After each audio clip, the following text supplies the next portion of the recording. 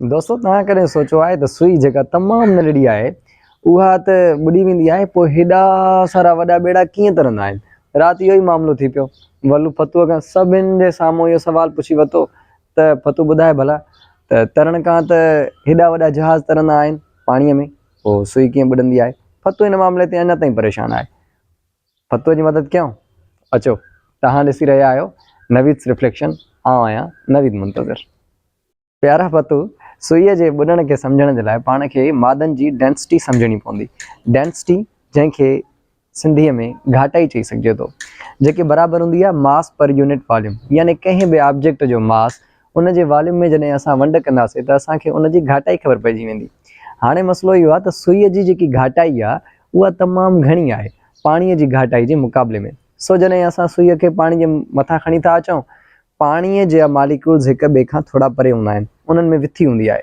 सो सुई वधीक घाटे हुजण जे करे मालिक्यूल्स जे विच में जेकी विथी आहे उन में हली वेंदी आहे। मूंखे ख़बर न हुई त को फतू एॾो वॾो होशियारु आहे। फतू सवाल करे विधो मूंखां त यार सुई जी जेकॾहिं घाटाई वधीक आहे त पोइ काठ या लोह जंहिंजा ॿेड़ा ठहियल आहिनि उन्हनि जी घाटाई वरी कहिड़ो पाणी खां जेको आहे घटि आहे, उन्हनि जी बि त घाटाई वधीक आहे, पोइ उहे छो न ॿुॾी वेंदा आहिनि। इन ते मां उनखे सम्झायो त प्यारा फतू, उन्हनि खे सम्झण लाइ पाण खे आर्कमिडीज़ सम्झणो पवंदो। फतू चयो आर्कमिडीज़ इहो वरी केरु आहे? मां उनखे चयो 287 BC यानी हज़रत ईसा अलैहिस्सलाम खां 287 साल अॻु ऐं ईसा अलैहिस्सलाम खां 2023 साल बाद, यानी जेकॾहिं टोटल कैलकुलेट कयूं त 2310 साल बाद में असांखे अञा ताईं ख़बर नाहे पइजी सघिजी त कीअं ॿेड़ा तरंदा आहिनि। इहा असां सां ई जुठ आहे। पर 2310 साल अॻु में आर्कमिडीज़ नाले हिकिड़े शख़्स ॿुधायो हुयो त ॿेड़ा कीअं तरंदा आहिनि। फतू चवणु लॻो ऑब्जेक्ट आर्कमिडीज़ ला ऐं पाणीअ जो परे थियणु, एॾो मूंखे सम्झ में नथो अचे। मूंखे कंहिं सादे एग्ज़ाम्पल सां सम्झाए।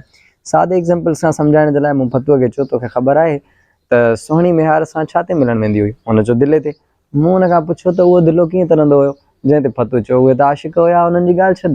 मां फतूअ खे चयो यार छॾ हाणे हिन ॻाल्हि खे, अचु त साइंस सम्झूं था। हिन जे पोयां साइंस कहिड़ी हुई? साइंस इहा हुई दरअसल त जेको सुहिणी वटि दिलो हूंदो हुयो, जॾहिं उहो पाणी जे अंदरि दाख़िल थींदो हुयो त सुहिणी उन जे मथां ज़ोर ॾींदी हुई, जंहिंजे करे पाणी तमामु घणो परे थी वेंदो। हाणे जेतिरो पाणी वधीक परे थींदो हुयो ओतिरो ई फोर्स दिले खे लॻंदो हुयो, जेको दिले खे तारण जे लाइ इस्तेमालु थींदो हुयो। हाणे उहो जॾहिं फोर्स वधी वेंदो हो त उहो दिलो तरणु शुरू थी वेंदो ऐं सुहिणी तरंदी हुई। फतू चवणु लॻो यार वधीक में वधीक हिकिड़ो दिलो किलो या 1.5 किलो पाणी हटाए सघे थो, हेॾी सारी सुहिणी हुन ते कीअं पई तरे? जंहिं ते मां हुनखे सम्झाइणु लॻुसि त प्यारा फतू, दरअसल जेको दिले जो मटीरियल आहे, मिटी आहे जंहिंजो उहो ठहियलु आहे, दिलो सिर्फ़ु उहो न आहे। अगरि असां दिले खे काउंट कंदासीं हिते त दिले जे अंदरि जेकी हवा आहे उहा बि उनजो हिसो आहे। जेकॾहिं उहा उनजो हिसो थी वेंदी त पोइ उहा डेंसिटी में बि उन सां गॾु थी वेंदी, छाकाणि त उनजो वॉल्यूम वधी वेंदो ऐं जॾहिं वॉल्यूम वधी वेंदो त डेंसिटी घटिजी वेंदी। डेंसिटी घटिजण जे करे अगेन दिले खे तरणो पवंदो। साॻे तरीक़े सां हे जेका वॾा वॾा बहरी जहाज़ हूंदा आहिनि उन्हनि में बि हिकिड़ी वॾी स्पेस हूंदी आहे, तमामु घणी स्पेस हूंदी आहे जंहिंमें हवा अची वेंदी आहे। उहा हवा बि उन टाइम ॿेड़े जो हिसो हूंदी आहे ऐं जेकॾहिं ॿेड़े जे हिसे सां हवा बि गॾु थी वेंदी त उनजी डेंसिटी पाणी खां घटि थी वेंदी ऐं हेठां बायोनेट फोर्स जेको पैदा थिए थो, उहो जेको अपथर्स्ट फोर्स बि जंहिंखे पाण चवंदा आहियूं, जेको आर्कमिडीज़ ॿुधायो हुयो, उहो उनखे मथे तरण ते मजबूर करे छॾींदो। फतू चवणु लॻो यार अॼु मूंखे ख़बर पई आहे त सुहिणी जे इश्क जे पोयां लॉजिक कहिड़ी हुई, साइंस कहिड़ी हुई।